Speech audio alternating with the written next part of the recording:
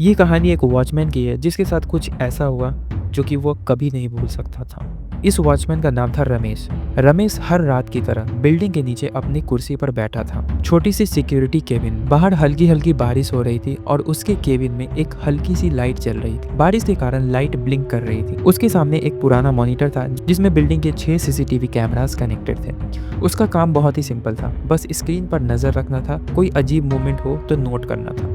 लेकिन उस रात कुछ अलग हुआ। रमेश ने देखा कि कैमरा नंबर 4 के बेसमेंट वाला लाइट ब्लिंक कर रहा है। स्क्रीन एकदम स्टैटिक दिख रही है। उसने सोचा शायद बारिश के कारण वायरिंग खराब हो गया है, पर फिर अचानक स्क्रीन पे एक शैडो दिखाई देती है, एक आदमी या एक औरत। वो शैडो एकदम ब्लर था, तो वो कंफर्म नहीं था कि आखिर ये क्या चीज है। फेस बिल्कुल ब्लर था, लेकिन आंखें सीधा लेंस में दिखाई दे रही थी, जैसे कोई स्क्रीन के अंदर से उसे कोई देख रहा हो। रमेश उस समय घबरा गया। वो तुरंत वॉकी टॉकी उठाया, बेसमेंट चेक करने लगा कि कोई अंदर है या नहीं। 10 मिनट बीत गए, कोई रिप्लाई नहीं आया। फिर उसने कैमरा नंबर 3 चेक किया, लॉबी में वही शैडो थी। पर ये देख करके वो शॉक हो गया, क्योंकि एक ही मूवमेंट दो अलग अलग जगह पे कैसे हो सकता है।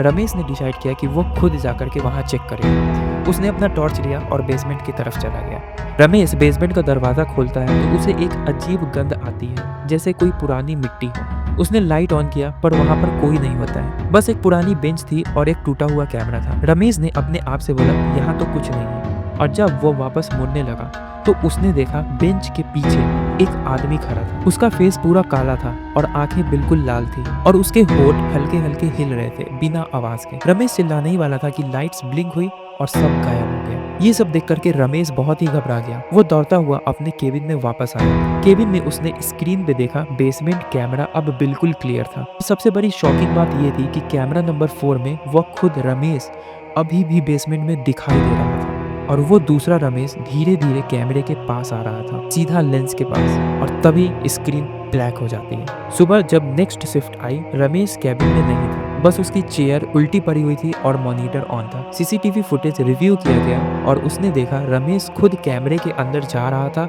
लिटरली जैसे स्क्रीन के अंदर घुस गया हो। उस दिन के बाद से बिल्डिंग का वो सीसीटीवी रूम परमानेंटली लॉक कर दिया गया, और हर रात उस कैमरे में लोगों को एक आदमी का रिफ्लेक्शन दिखाई देता है जो कभी ब्लिंक नहीं करता। पर इसका रीजन क्या था, ये आज तक कोई नहीं जान पाया।